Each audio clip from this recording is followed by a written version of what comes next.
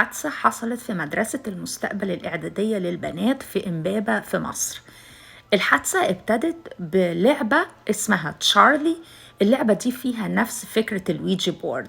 المفروض ان هما بيجيبوا ورقة وبيكتبوا عليها يس ونو، وبيحطوا عليها قلم بالطول وواحد تاني فوقيه بالعرض. المفروض ان القلمين دول بيبقوا رصاص. بيقولوا شوية تعاويذ او كلام معين، انا مش عايزة اذكره هنا لان ده مش الغرض من الفيديو خالص، لكن هما بيقولوا شوية تعاويذ، والمفروض ان في روح بتحضر وبتكلمهم او بتجاوب لهم على الأسئلة اللي بيسألوها بيس أو بنو. في بعض البنات كمان كانوا بيشكوا نفسهم بدبوس وبيسمحوا بنقطة دم تنزل منهم وبيحطوها على الورقة علشان تساعد الأرواح إن هي تتواصل معاهم.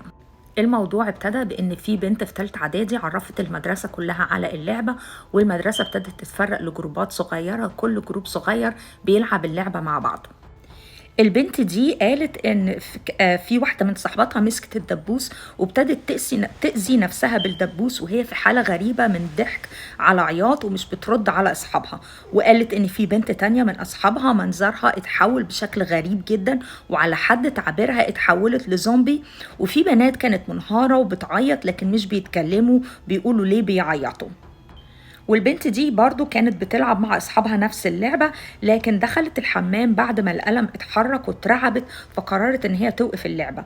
ولما دخلت الحمام شافت راس غريبة من غير جسم، شكلها كان مرعب جدا، وعينيها بيضة من غير نني والشفايف سودة على حد تعبيرها.